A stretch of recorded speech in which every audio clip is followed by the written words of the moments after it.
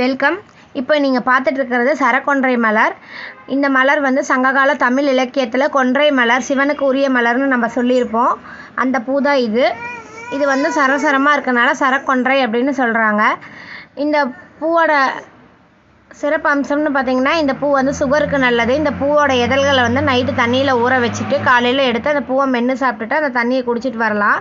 இது சித்திரை மாதம் தான் இந்த மாதிரி பூத்து குலுங்கும். பாருங்கள், மரமெல்லாம் பூவாக இருக்குது.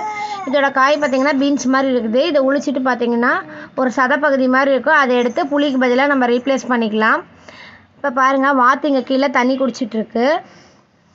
இப்போ அந்த காலத்தில் வந்து நம்ம ஆதி தமிழர்கள் வந்துட்டு புளி வந்து யூஸ் பண்ண மாட்டாங்க. இந்த மாதிரி இதில் இருக்கிற சதையை கலெக்ட் பண்ணி வச்சு அதில் தான் ரசம் சாம்பாரெல்லாம் வச்சுட்டு இருந்தாங்க.